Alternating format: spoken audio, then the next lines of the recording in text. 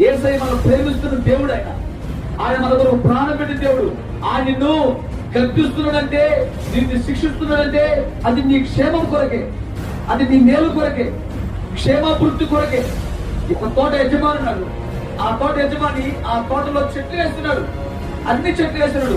కొన్ని చెట్లేమో ఇట్లా వంగిపోయినాయి, కొన్ని చెట్లేమో ఈ పక్క వంగిపోయినాయి, కొన్ని చెట్లేమో అక్కడక్కడక్కడక్కడక్కడ చుట్టుకున్నాయి.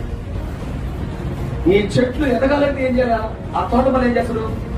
వంగిపోయిన చెట్టు ఏం చేస్తుందా? ఆ వంగిపోయిన చెట్టుని చక్కగా చేసి ఒక కట్టు గుచ్చి ఆ కట్టుని చక్కగా నిలబడుతుంది. ఈ పక్క వంగిపోయిన దానికి అదే రీతి చేస్తుంది. ఈ చెట్లు అక్కడక్కడక్కడ అన్ని అడుగుపోయిన వాడికి ఏం చేస్తుంది కదా? పొలం తీసుకొని ఒక్క కొమ్మ తీసేస్తుంది. ఈ తీసేసి తీసి కొంచెం చెత్తలేదు. ఇప్పుడు దాన్ని శుభ్రపరిచిన తర్వాత ఆ చెట్టు ఏం చేద్దాక అట్లనే అమాంతంగా పెరుగుతుంది.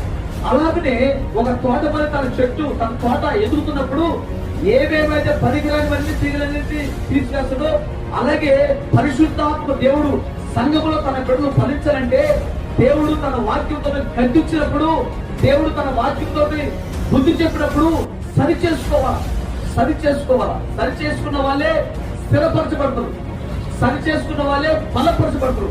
సరి చేసుకున్న వారే సింహాసనం మీద ఆశలుగా వారు యుగ యుగం బ్రతుకుతారు.